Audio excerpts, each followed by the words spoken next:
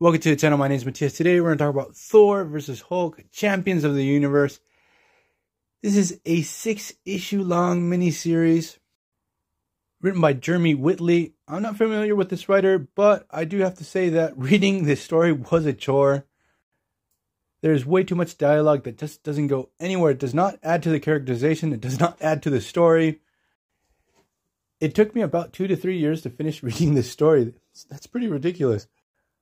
I would always pick it up, read a couple pages, just be turned off by this mountain of text that you would always get that goes nowhere.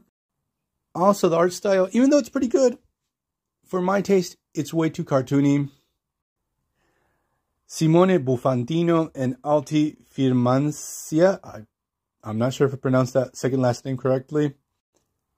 They do a great job, but at least for me, it sort of doesn't fit the tone of the story and the characters that we have. Even though the main villain of the story is the champion, he's pretty ridiculous. So the thing is that the champion wants to have a competition against Thor, who has the title of the mightiest one there is, and the Hulk, who is the strongest one there is. The champion is actually working with another elder of the universe. It's a female elder. Her name is the Presenter. And she sends this superhero duo across time and space on a series of quests. If they can finish off these quests, they can show that they're worthy to go toe-to-toe against the champion. So we get a lot of crazy antics throughout this whole story that, again, this just doesn't work for me. At least with these two characters thrown together. Maybe if you would have thrown in Deadpool, it would have worked more for me.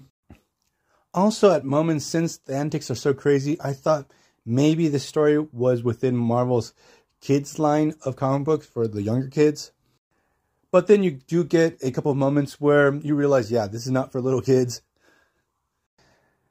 Now, there are some cool moments in the story, like Thor and Hulk having to deal with a frost giant that has been infected by the Brood.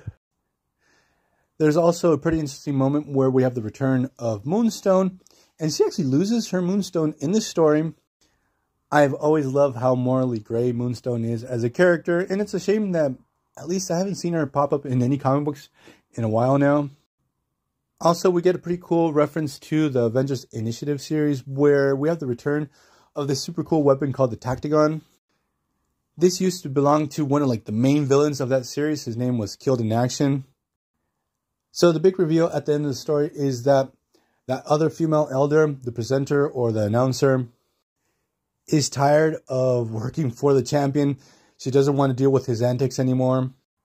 So she sent our heroes on these quests where basically she was getting stuff to equip herself to take the champion down once and for all. Maybe with all the gear that she has, try to take over the universe because now she's crazy powerful. So we get this pretty insane 4-way battle at the end, where basically what happens is the Hulk reverts back to being Bruce Banner and talks her out of trying to kill the champion. And the story ends with the announcer, Hulk, and Thor hanging out at a beach. And that's it. So we get this end to the story that I feel it could have been maybe one issue, like a giant-sized issue, but just one issue, not 6. It seems like a total cash grab. It could have been maybe a serviceable annual to Thor or Hulk, and that's it. So, the thing is, I'm going to leave this video here. Hope you guys liked it. See you guys next time. Bye.